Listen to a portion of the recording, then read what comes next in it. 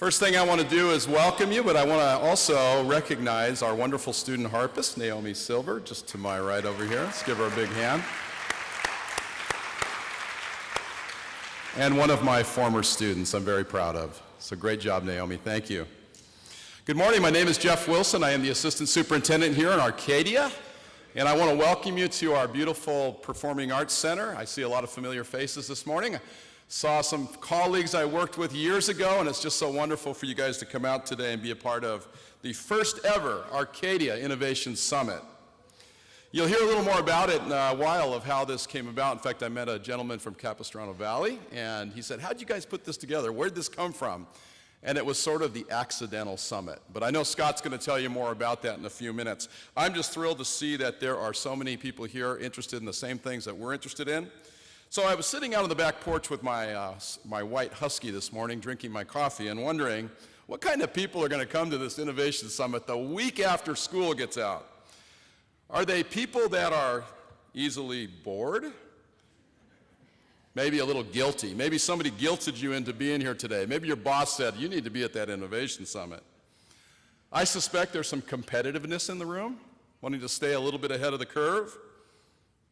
Maybe it's the free air conditioning on a hot day, or the free lunch, the low cost of registration. Could be any of those.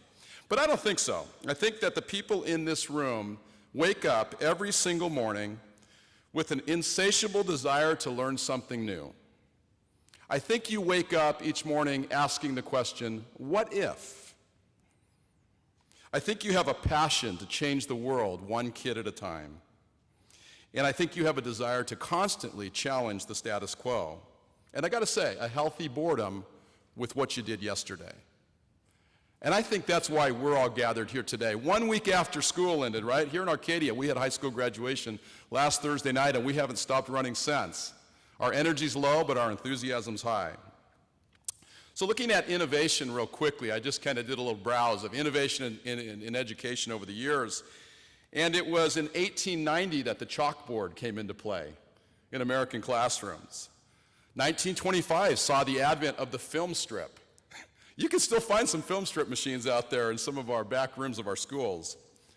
It was 1970 when I was in second grade when the overhead projector made its appearance in our classrooms. The PBS TV channel began to distribute educational programming in 1970. Desktop computers, I was in high school at Glendora High School, 1977, made their first appearance in classrooms. It was 1996 when the internet made its presence be known in education the first time. Hard to believe, but it was 1997 that interactive whiteboards made their first appearances in classrooms here in America. And it was 2004 that YouTube went live and began to support what we're doing in classrooms. 2007 to 2010 saw the advent of the smartphone and the tablet technology make its appearance in our classroom, and I was just talking to one of my former colleagues today, and the interactive student response systems began to appear as well. Today we're living in a world of mobile apps, and the world being at the fingertips of all of our students. So I'm so excited by today and the possibilities that exist. And just real quickly, if you are a presenter today, would you please just stand up for a moment? Stand up and stay standing. If you're a presenter today, stay standing. They're not getting paid much to do this. They're getting the same Jersey Mike sandwich that you guys are getting at lunchtime today. Stay standing. If you are a first-time presenter at a conference, you've never done this sort of thing at all, remain standing. The rest of you guys sit down. There you go. Well done. Congratulations. You may have a seat. So we're going to be super supportive today as we go into all of our sessions. I just want to mention one person here real quick before I introduce our keynote speakers. You've probably been in contact with her several times. She is Superwoman. She has made this thing really happen from a logistics standpoint, and that's Andrea Mendoza down here in front.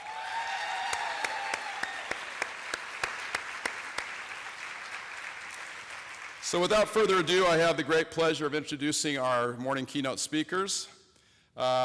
Three people who are very close to me, close to my heart, and have the same passion for innovation and learning that you all have. And constantly, on an hour-by-hour basis, ask the question, what if? What if we could do that? What if we could try this? So I'd like to introduce first to the podium, and then he'll be followed by Scott Ramli, our Director of Technology, and Greg Gazanian, who's going to blow your mind, I guarantee it. Our Assistant Director of Technology. Greg's one of those really big brain guys that's just like always thinking outside the box. But before we get to those two gentlemen, I'd like to introduce our Superintendent, David Venez, who implements and does what he says every single day on the job. David, come on out. All right. Thank you. Thank you, Jeff. And again, welcome to Arcadia. I am absolutely thrilled that you have decided to spend your day with us here today with everything else going on in the summer. But I want to tell you a little secret and share something with you. When we put this event together, there was a small group of us that started this.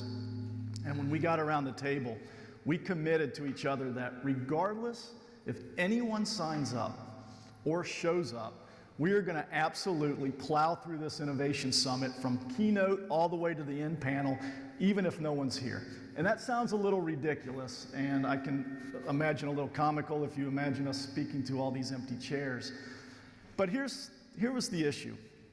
We have been absolutely disturbed, and I'll use that word, or driven, because we understand and believe that right now there is an opportunity in education that we have not had in our entire careers.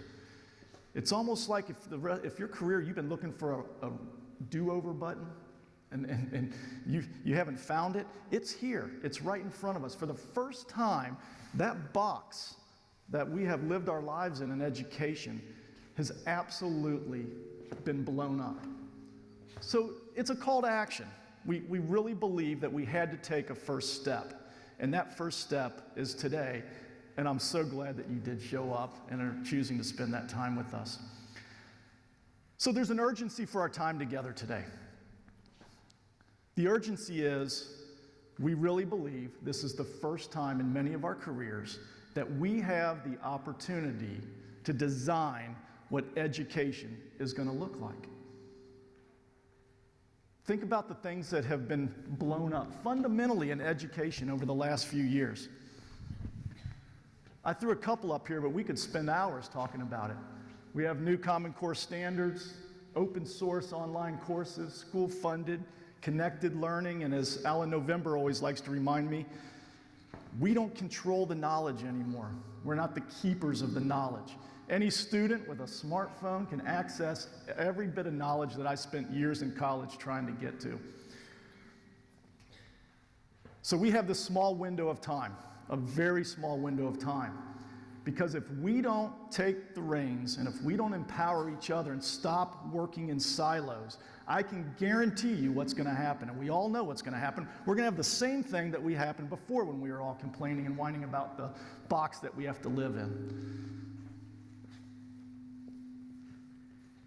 So we recognize we don't have the answers anymore, and that's scary for many of us, especially if you're at the tail end of your career. You spent your whole career working on nailing down the right lesson plans, the right activities, the right jokes, and you had all the answers. We recognize that. We don't have that anymore.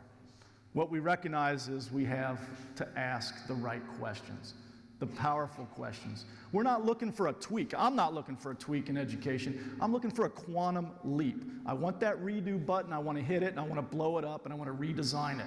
To do that, we have to be willing to ask the tough questions. So what if?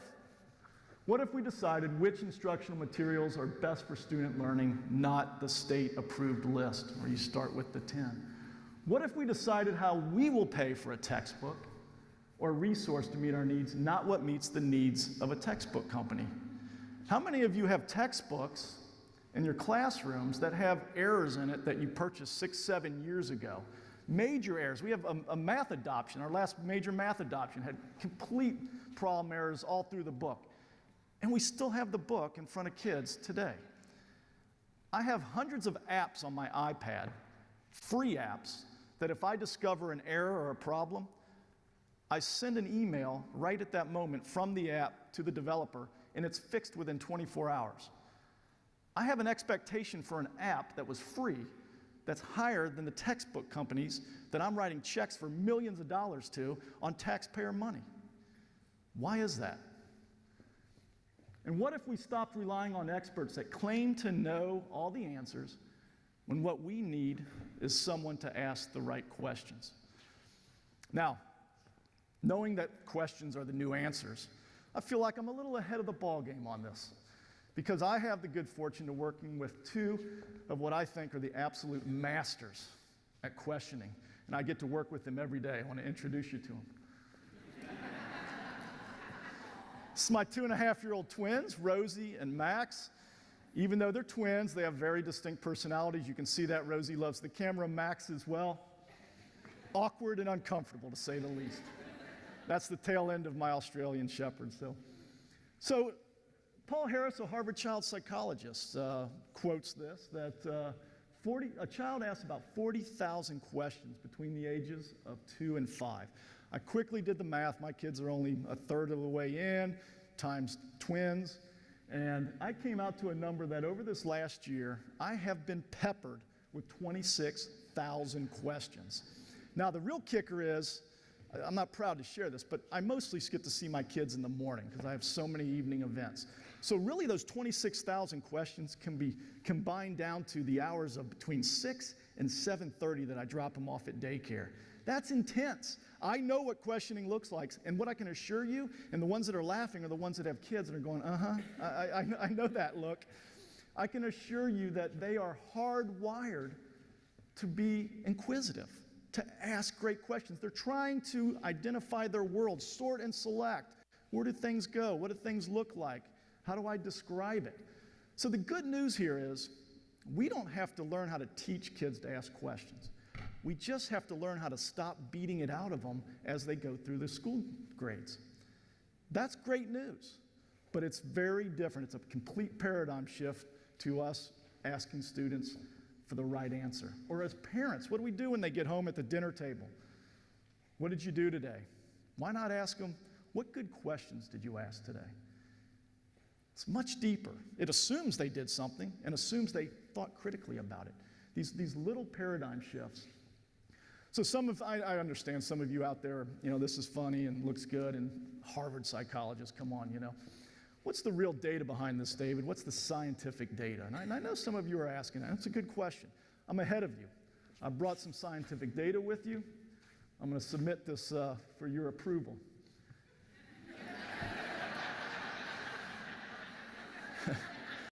You know that. Look at that nice, clean skin. Had a little bit of hair up there before twins. Nothing but receding hairline and bags now. That's what 40,000 or 26,000 questions look like. And then for some of you younger folks, this is not a shot about my computer screen. That's called a bald spot. I had a good head of hair before those twins were born, So how do we make this transition from from answers to questions? We recognize this is a difficult task.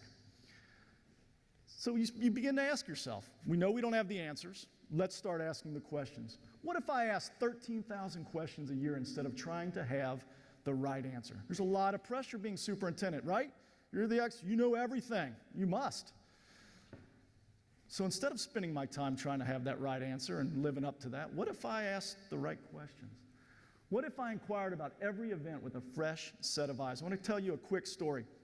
I showed up here in 2005 from Northern Kentucky, Cincinnati, Ohio, to take the job as Arcadia principal, best job in the world, right, Brent? And when I showed up the first day on the job, a gentleman like John Tipton, he was in charge of AP, in charge of facilities and ASB. He pulls up in his golf cart and he says, let me give you a tour of the facilities. So we're going around the facilities, and I was all excited, thinking of the first week. And, coming from the Midwest where things are very different, you have inside campuses with inside hallways and big gyms. I said, John, really all I want to know is when is the first all-school assembly? Because I can't wait to see the students and staff together and talk to them for the first time together as their new principal. If you know John Tipton, his middle name was No. He said, David, we don't do that here. What do you mean you don't have assemblies? In Kentucky, we had assemblies every Friday. We made up reasons to have assemblies. And he said, we just can't do it. We have 4,000 people. You combine the student body with the staff, it's over 4,000 people. We don't have space for that. The gym holds 1,500, and we have 3 different assemblies just to have assembly when we do.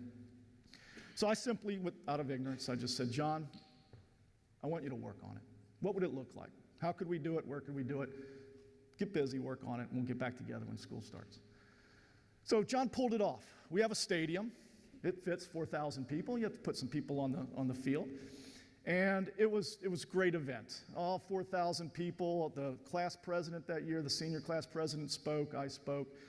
It was a great event, at least for me. I don't know about everyone else, but I really enjoyed it. I think it was great for the students to see everyone. It became a tradition. And it was only once a year that everyone got to see. Fast forward to 2000, that was in 2005. In 2011-12, it was in the middle of the economic recession. We weren't focused on learning. I know you weren't either. We were making draconian cuts across the board. It was horrible. And it was time for the all-school assembly. It got pushed back later in the year because of some stadium construction. And something magical happened.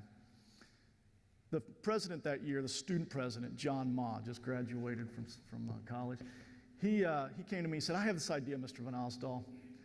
I want to challenge the student class to do something to save teachers. We just saw the list of pink slip teachers that came out. This is horrible. We need to do something about it. What do you have in mind? And he started sharing this plan. It was crazy, it was risky, and I was smart enough to trust a 17-year-old and get out of the way. Here's what happened. John got up on the podium, and he said to the student body, first of all, it got completely silent when he starts talking about the cuts and you know how serious this is. And then he said, I'm going to start reading the list of the pink slip teachers, their names. If your life has been impacted by one of these teachers, I want you to stand up. If one of these teachers has changed your life, stand up. And John started down that list. You had 10, 20, 100, 200. By the time he was finished, every student in the stand, 4,000 people were on their feet. It was an extraordinary event. I will never forget it. After the event, or at the end, he challenged them to raise money to go home to their parents. The student body raised $700,000 that year and saved over 7 teachers from cuts that they would have been cut that year if it wasn't for John Ma and the student body. Now, for me, that was John Ma. My little connection in this is you begin to look at the ripple effect of the questions that you ask on a day-to-day basis. If I hadn't, and my question wasn't brilliant, by the way. It wasn't even that smart. It was out of ignorance. It was a naive, childlike lens that caused me to ask that question because I didn't know anything different. You always have an assembly. So I asked that question of John. He said no, and I didn't give up. I just said, what if? What would that look like?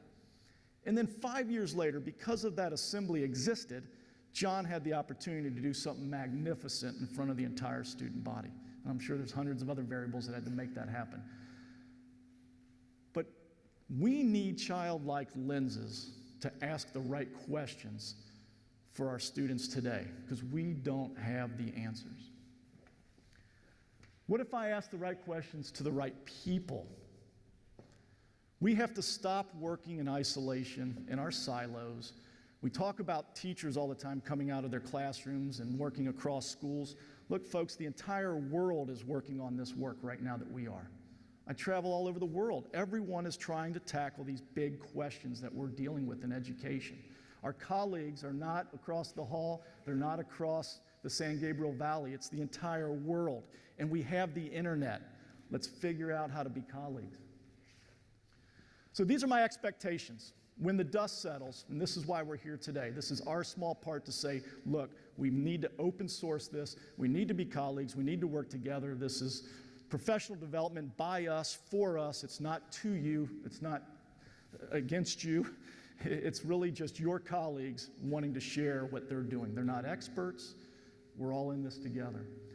I expect that we will openly create and access the very best instruction, resources, and individualized assessments for our students. Open source. If someone across the world has a great lesson, I want access to it and I want to be able to reciprocate. We will create and participate in open source professional learning networks. If you haven't participated in a Twitter chat, you need to. It's amazing. If you get on a Twitter chat, I don't care what the topic is, you don't hear people complaining about the traffic or the bell schedule or about their boss. People are engaged in deep conversation about student learning and how to be the very best you can be. We will unite as educators across the hall and across the globe to ignite a love for learning through inquiry and innovation. It's not a hope, folks. We've got to do this. We have to work together. If we don't, we know who's going to fill the void. The textbook companies, the vendors, and I'm not bashing on vendors and big textbook companies, but they tell us the scope and sequence. They hand us a bill of goods because we're too darn busy, because we're trying to do this work alone, to do it. So we just buy it because it's easy. Let's stop doing that. I'll leave you with this. Our students and colleagues are depending on us to ask that one simple but powerful question: what if? Thank you.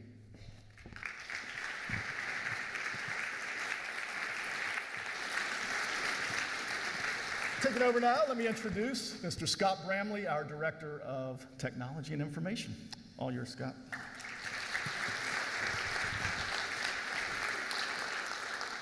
Thank you, David. I was feeling really confident, really good about this, and then David throws up the pictures of his twins, and I thought, how can I compete with the twins? But we're going to give it a shot. First of all, welcome to the Arcadia Innovation Summit. If saying that brings a little bit of a smile to my face, this has been this thing that's been out there for us for the last few months, oftentimes causing a little anxiety and a little stress, but now that it's here, I'm very excited to see you all here. We are going to be looking at a lot of things today together. We're going to be looking at innovation, we're going to be looking at technology, and we're going to be looking at asking the right questions. And I think when we look at that, we have to look at those three things collectively, and we have to look at those three things separately.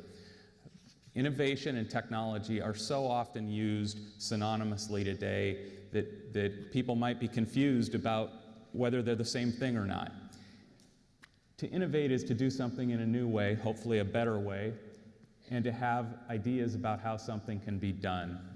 You'll notice that that says nothing about technology. Innovation can be something as simple as restructuring within a department in an organization. We recently, in our technology department, created a new position called a project manager. And this person's sole purpose in their job is to foster innovation within our organization, to go out and find those processes that need to be fixed, that need to be improved. And those are the types of projects that impact the entire organization.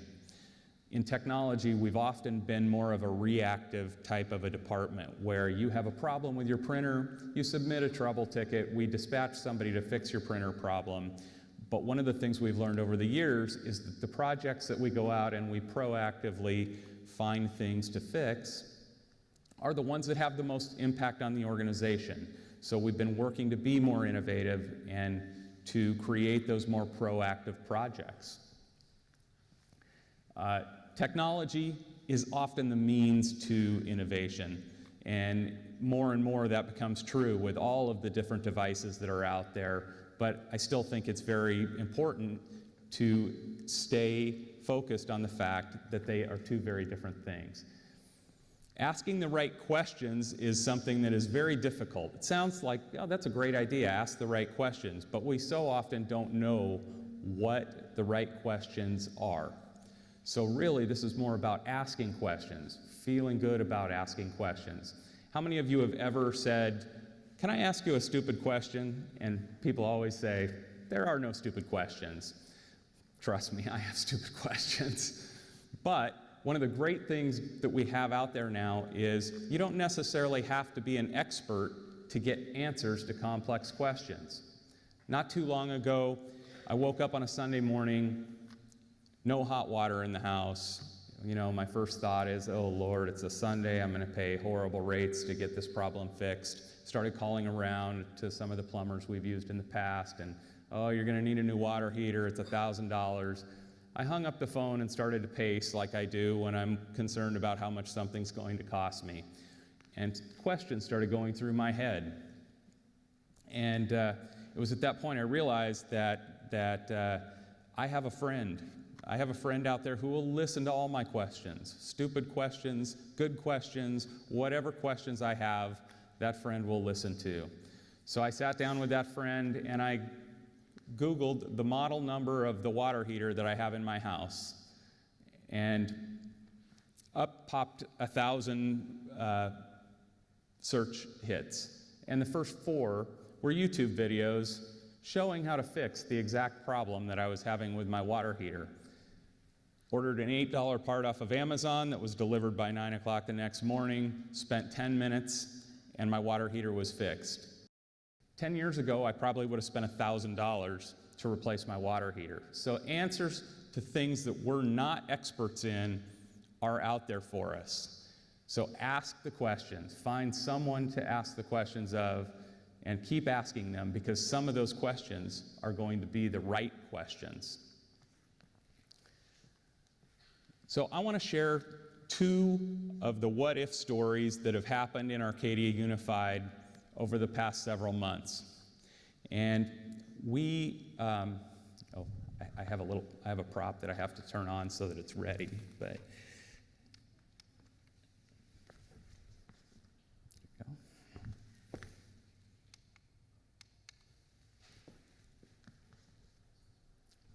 Okay.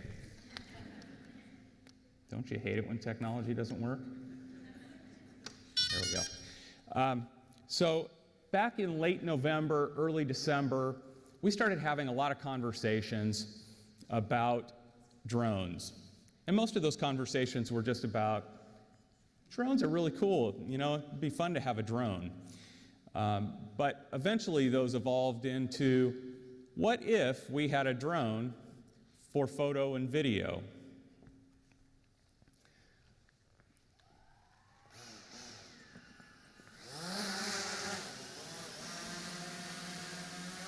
As you can see, that what-if question led to us having a drone for photo and video.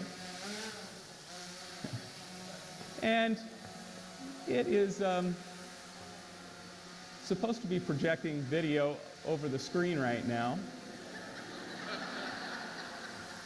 and currently is not. But what we discovered over time was that we had a lot of ideas that led us to believe that our drone would pay for itself.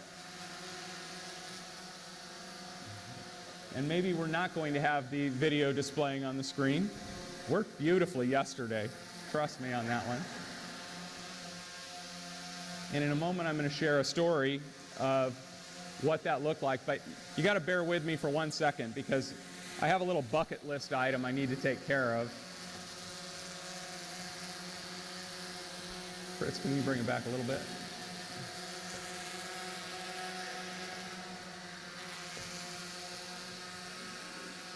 It's not cooperating very well right now.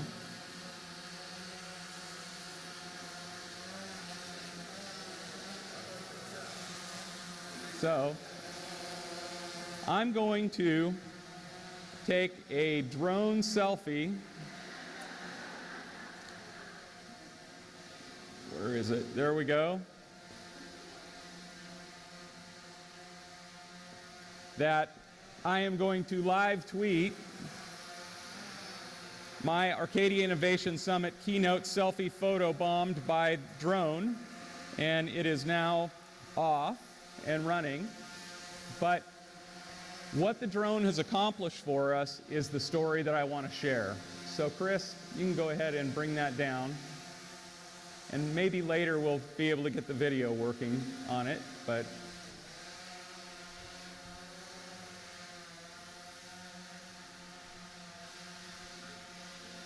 make sure it comes down. I don't want to have any Julio Iglesias issues that you might have read about in the news. So the story behind the drone is we did have that what-if conversation about what if we had a drone for photo and video. And we had lots and lots of ideas that we believed would pay for itself. We had ideas to take pictures of our new facilities, video of our new facilities. We used it for many, many events over the last few months, and The one that we didn't anticipate was about a week after we got the drone, we received a call from a location scout looking to film a commercial for the National Football League for a Super Bowl commercial. They were looking for a school that had a great football facility and a great band. And we made the decision that we had to take a run at this.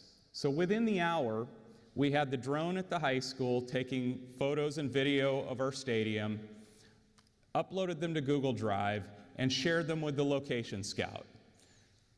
To make a long story short, we were awarded that commercial. The location scout shared with us that the drone photos and video had a very significant impact on us being awarded that commercial, and the NFL made a sizable donation to our music programs here at Arcadia High School. The drone paid for itself many times over that day. Would have been a lot easier to answer the question, why do we need a drone? And we could have had a list of 100 reasons that we didn't need a drone. I'm happy to say that the drone you saw today is actually our second drone that was recently donated to us by our council PTA. Drones have been flying at pretty much all of our events. If any of you have seen the lip dub videos online, drone footage was used in all of those. And I would estimate that the drones have flown at least 20 to 30 events since the time we purchased them. And that's one that could have not happened very easily. The second one I want to talk about, the second what-if question, has to do with the Arcadia Innovation Summit and why we are all here today. About a year ago, 5 of us attended a conference in Chicago on the Google ecosystem and Chromebooks, and we were very excited about the content and the setup of that conference. And we reached out to the organizers while we were there. Over the next month or month and a half, we reached an agreement for them to come here and organize an event, and started working with them. We're in contact with them in late January, early February.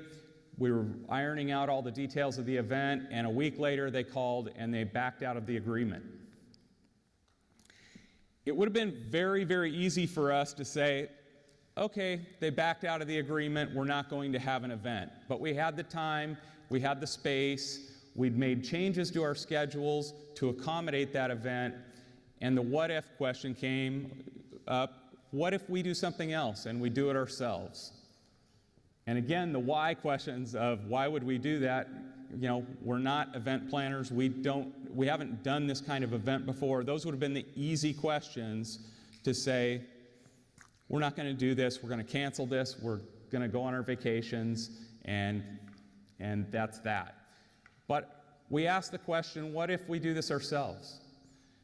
And we made a decision that we wanted to do something new, we wanted to do something unique, and we needed to figure out what that was going to be. And we determined at that point that we were going to do this conference, we were going to do it at no charge to participants, we were going to provide you lunch, and that there is benefit in having our teachers here and having teachers and administrators and other people from the community here.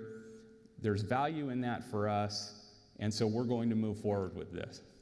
One of the great things about it was we were going to send at least 100 of our teachers at $299 a person, and the entire event today will cost us less than $10,000, and we believe there's going to be more value in the event we're holding today. So we are so excited you're here. We are learning. This is the first Arcadia Innovation Summit, and we are hoping it won't be the last, and that it will grow, and that we'll be able to continue with this in the future. So one of the things when we go through the day, as we look at innovation and we look at technology and we look at asking the right questions or asking questions, I want to think about one of the most innovative companies out there. I think we could all agree that Google's one of the more innovative companies out there. And what Google has done for education, I think most everybody here is using Google tools of some sort. What Google's done for education really is truly phenomenal. They provide all of the tools that we're going to be looking at, and they provide them for free to education. And those tools are what allow us to be innovative when it comes to education.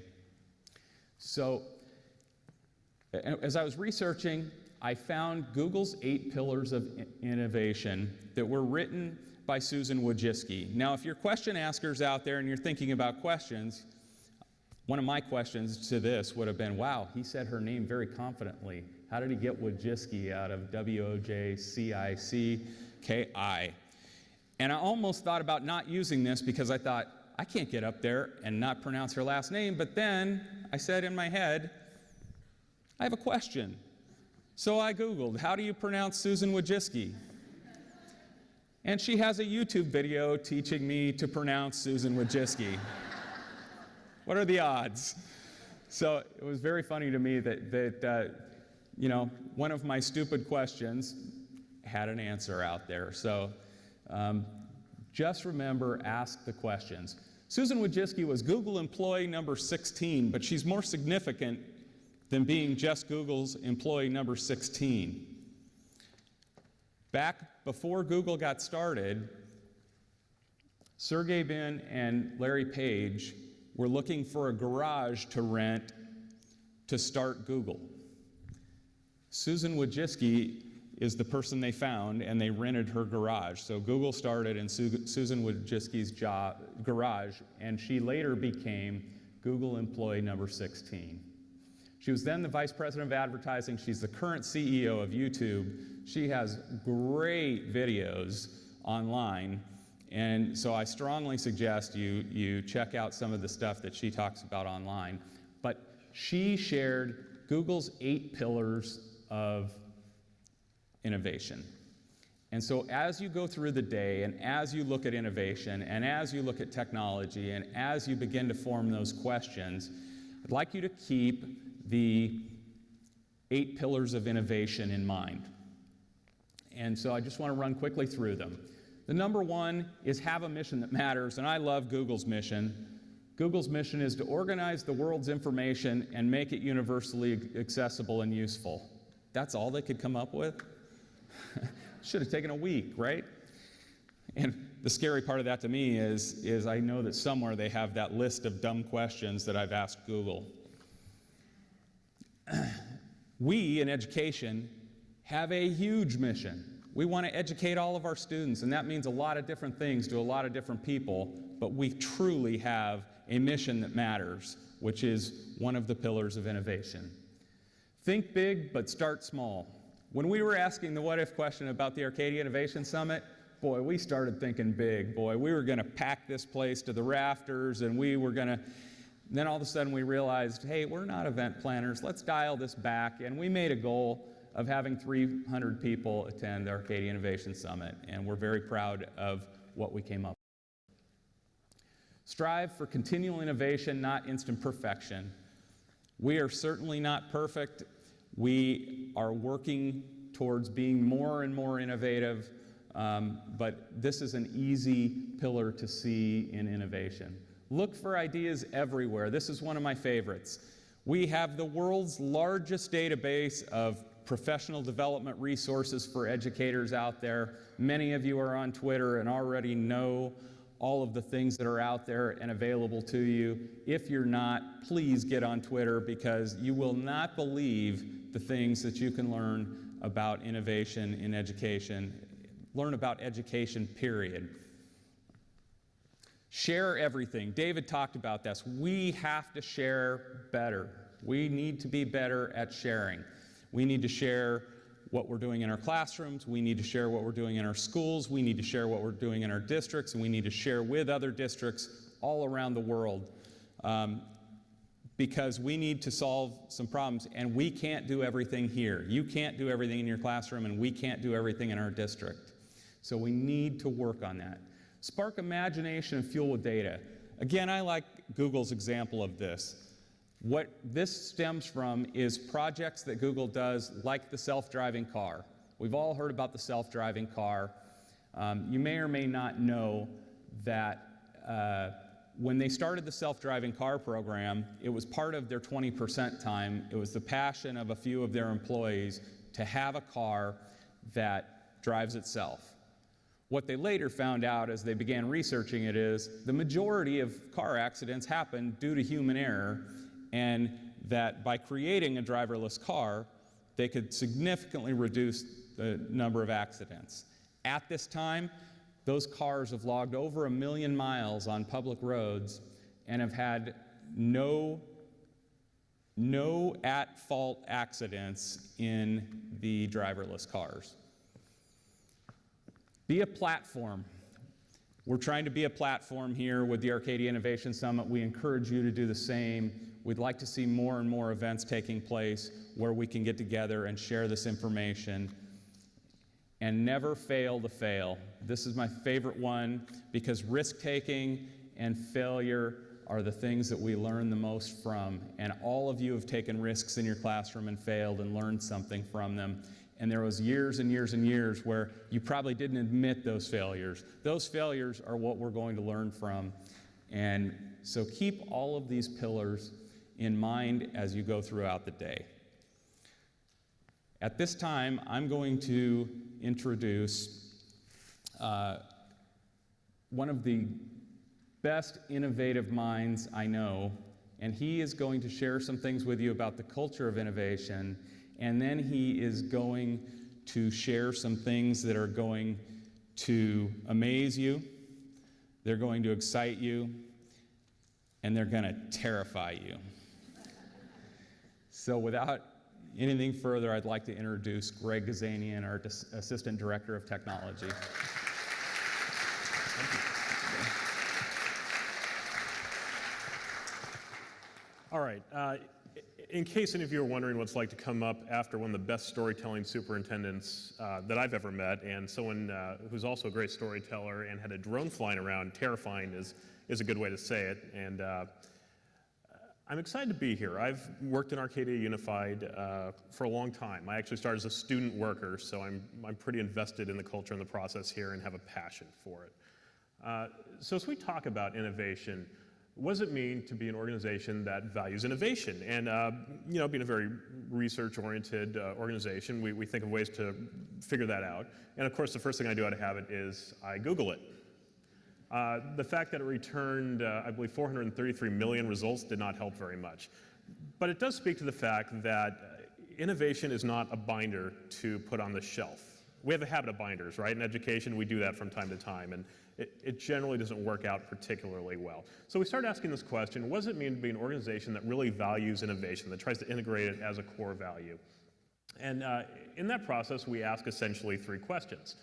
What is innovation? Because if we don't know what it is, we're not really going to be able to do it.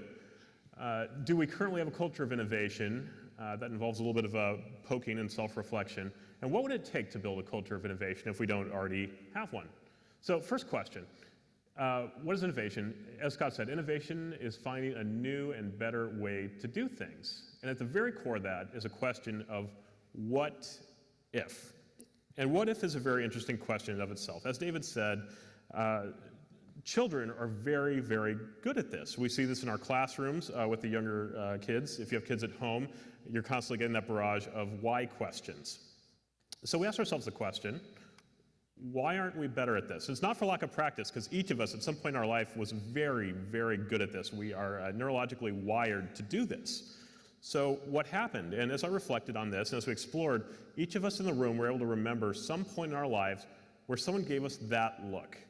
You guys know what I'm talking about? We're at a meeting. For me, I was probably 13 or 14. I was running my mouth like I did and still do on occasion. And someone gives you that look. And the look says, we don't ask that question. It's not appropriate to ask that question here. And by the time you get out of the meeting, you're probably not very inclined to ask it after getting that look. So really, we went through this process of saying, what do we have to undo to get back to that point of asking questions? To let that voice inside of us say, I think that could be better. And it's scary. It's scary to take that step again when we've been socialized to be a little bit more compliant, perhaps. So that's one of the processes we're going through as an organization. An important point, innovation is not the same as technology. Technology and tools change. but the fundamental process of innovation does not. So I started exploring different educational tools. And this is a lot of fun because as an assistant director of technology, as a director of technology, we love getting up on stage and saying, all right, we got this new technology and everything's going to change and be perfect from here on out. Little hint, it never is. It never fixes everything. Someone once said that, okay, I wasn't even sure what this was over here. Apparently this was a combination alphabet tablet and like discipline tool. Yeah. And it wasn't like, oh, it's an alphabet tablet and I figured out I could use it as a discipline tool. That was part of the manual. We don't have one, obviously. But same with this one. It was a pointer and a discipline tool. Kind of makes you think twice about bringing the vendors out to show you what it can do, right? I mean, it's concerning. But along the way, these pieces of technology really pushed education forward. This mini projector, a slate for each of the students, the original one-to-one, the mimeograph, the Scantron, and I want to be clear, I'm not bashing any of these except maybe the discipline tools. That was a little concerning. But these represented big leaps forward. So I know enough to know that I can't promise you that Chromebooks will fix everything in and of itself, but it's that innovation process, the asking how we can do things better, that's really going to move us forward. Another important question we found to ask when we build a culture of innovation is really, why are we doing this? What are we heading towards? Technology is an accelerator. And we often say, oh, this is cool technology, let's get it out there, let's try it, which is a good process. We want to do that. But if you don't know where you're going, and you're going faster, you may end up somewhere where it's not really where you want to be. And that doesn't mean don't try, because we want to try. But if we don't have an idea of what our values are, our core values, what we're trying to do, what we want to accomplish, we may be spinning around in circles. And this is one of my funny comics, is my favorite comics really, is these squirrels saying, once you shoot a hole in the sun, shoot the balloon, fall back to earth, then pull the parachute ripcord to land. Are you sure it's full of acorns? Look how bright and magnificent it is. What else could be in there? There are assumptions built into that. But unless we really talk about what our core values are and where we want to go with those, and really questions about whether it's where we want to go, we could end up very well in the wrong place very quickly. So question 2, do we currently have a culture of innovation? Again, that's one of those questions that can get a little uncomfortable. And what we discovered is our teachers are doing magnificent things in the classrooms. They really are. They're trying things, they're engaging with technology, so that was a positive, that was really good. But what I also found is that there's some fear and hesitation out there. And this was some time ago, but I get to sit in with teacher meetings from time to time and say, you know, have you guys thought about this? What are you excited about? Or do you have any fear around exploring these new topics? And one teacher said, well, we haven't really thought about this type of new standard yet. And this was a number of years ago. I said, oh, why is that? Well, we were told some time ago that we weren't allowed to think about that. It's painful, right? It was painful for me. It's painful to share because that's part of our culture. But until we can kind of expose that and say, this was a message, it was the wrong message, and we have to own that. And after you own it and move forward, you can say, it's okay, and it's good to ask questions.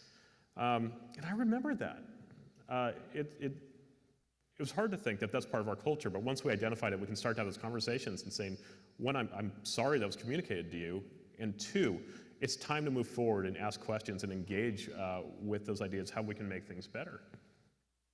So question 3, what would it take to build a culture of innovation? And Joseph Engelberger, I probably should have Googled the YouTube how to say the name, right, Scott? He was a roboticist who explored this idea of innovation. How do we innovate? And he said, well, you need 3 things. One is a recognized need. I think it's safe to say that we have a lot of need for innovation within our school districts. We have a lot of new things we need to engage with, Common Core state standards, and really just engaging with students in a new way. So we got the need. That's generally a given. Competent people with relevant technology. And I would even go so far as to say passionate, competent people with relevant technology. And I don't find that to be too difficult either. I grew up in a family of teachers, so if there's anything I've noticed about them is they are, and you, are amazingly competent. You have a deep passion, and you have superpowers. Teachers have superpowers. I discovered that early on. No, it's true. My mom's an elementary school teacher, and I discovered early on her superpower was knowing if a child was crying within 5 blocks of wherever we were. It's fairly amazing. Yeah, we would find crying children all the time.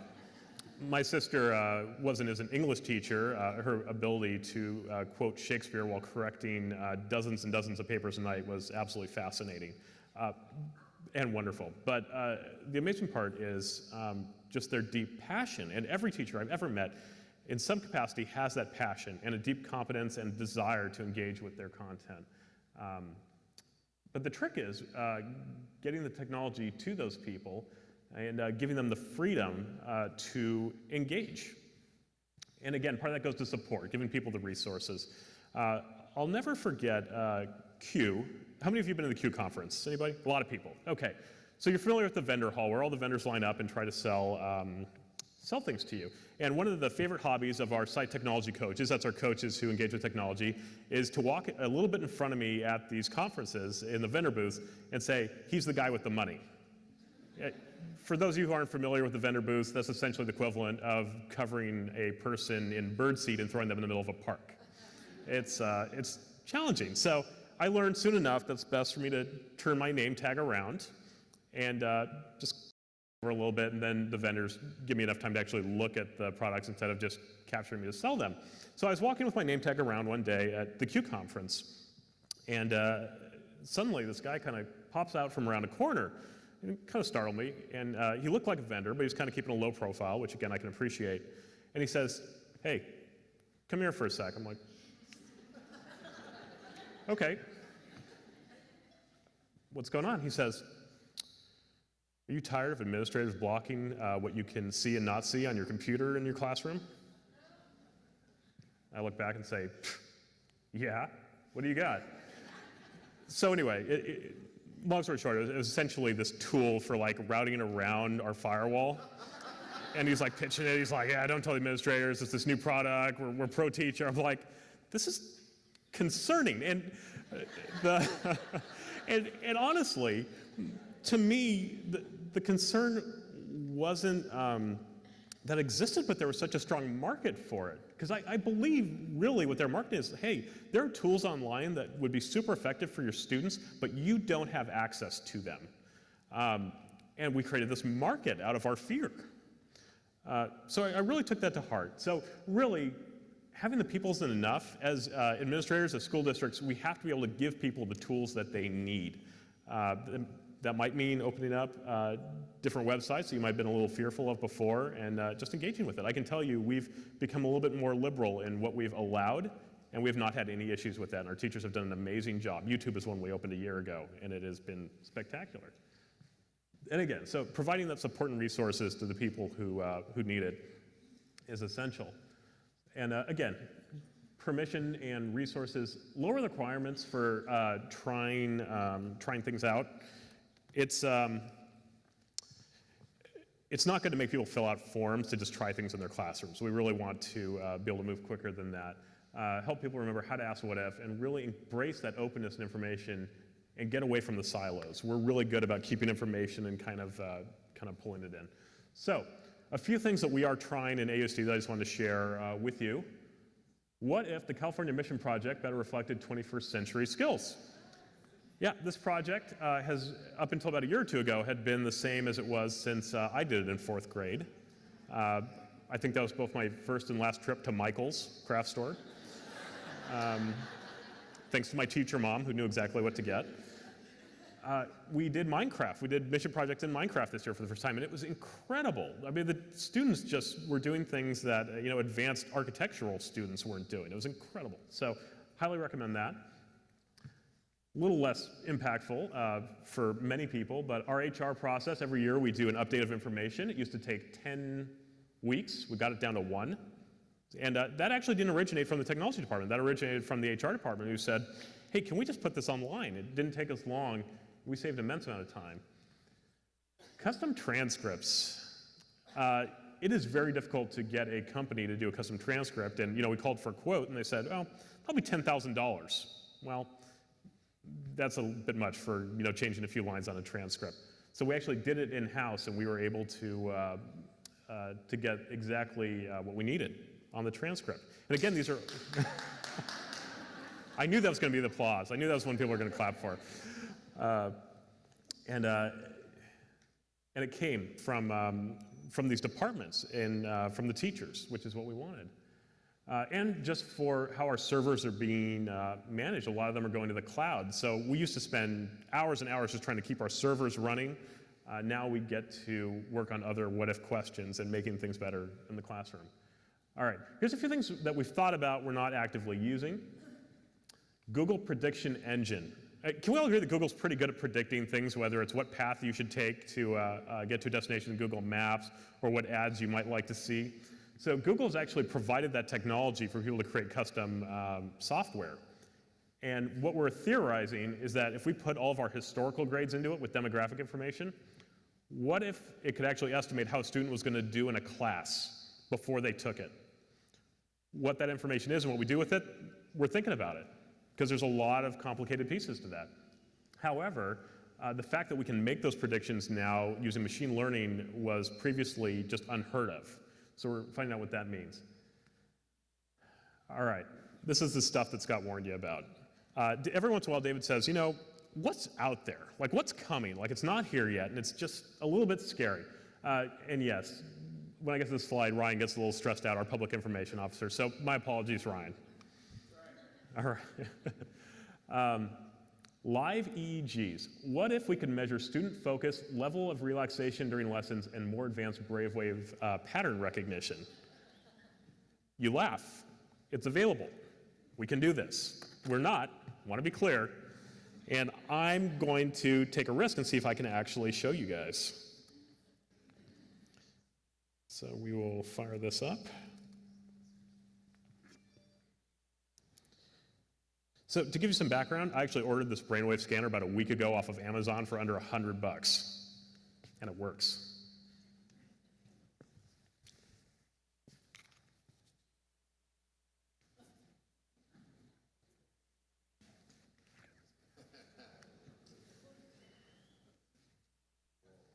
So the other risk taking here is you're actually watching a feed from my brainwaves while I give this talk. And of course, the ongoing joke is, gosh, I hope you have some. I didn't think that was going to happen because that happens when you get relaxed enough. I really didn't think we were going to get any music out of that. So it's actually measuring how much singular focus I have while I'm talking in attention, how relaxed I am and able to take in new information in meditation. And on the left, it's actually showing you a chart of the different frequencies of brainwaves. If you ask me what it all means, I don't really know. But I do know that there's a lot of research out there as far as brain patterns and education. In fact, one piece of research said that you can actually tell if you look at a student's brainwaves within 10 seconds of them looking at a math problem to, I think it was about 85% chance of whether they'll get it right or wrong based on their cognitive process, what you see in brainwaves. This is coming. It's not here yet, and again, we are not doing this in Arcadia. Please remember that. But again, you're literally watching my brainwave patterns on a screen as I give a presentation. So what happens if we pump this into Google Prediction Engine? What if we start analyzing it? How good of lessons could you give people if you're actually analyzing what their brain is doing while they receive the lesson, while they do the work? It's not science fiction. It's coming quickly. All right. And for the last big thing we've been looking at, sorry to the sound guys, I know I'm giving you feedback.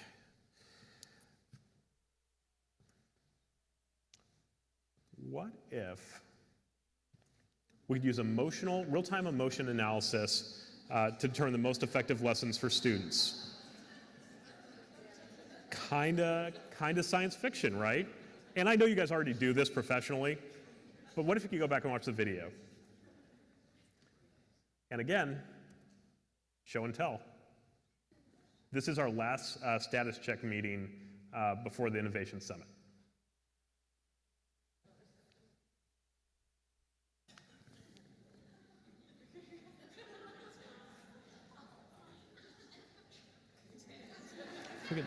Audio?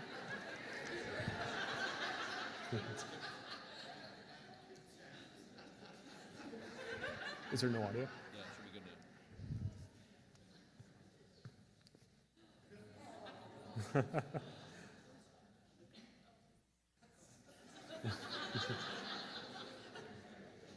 to. So it's doing a real-time feed of what the people in our meeting are feeling based on their facial expressions. I want to be clear, it's not reading brainwaves. Doesn't mean that's for sure what you're actually feeling, but it's watching about 26 facial muscles, looking in the database and seeing what does this mean. So imagine if you actually did a lesson with this pointed at your class and you see this look of fear when you get to a certain topic on 30% of your class. What if all of your class is afraid? And we often talk about student engagement. I know, they're such good sports. It'll actually give you a percentage at the end of the video of how engaged the students were based on where their eyes were and what they were looking at. It shows general sentiment, whether they were happy or sad or fearful, and gives you a percentage. And again, we are not using this, but this technology does exist. People are using it to plan commercials. They're using it in advertising. There's a patent on actually building it, I believe, into an Xbox, so it can vary a video game based on how you're feeling and see how well it's doing. This technology exists. So, just to finish up, what next? We want to continue encouraging our staff to ask that what if, and I want to encourage you all to ask it today. We want to openly share the results of our efforts towards innovation. This is a big first step in doing that. We're really good at being siloed, and we want to be better at not being siloed. So if you can meet someone today from another district or another school, have a good conversation. We're all swimming in the same water now. Get rid of those silos, and focus on motivation, engagement, encouraging a culture of innovation. It's a journey. We're not there yet, but we want to get there together. So thank you all very much.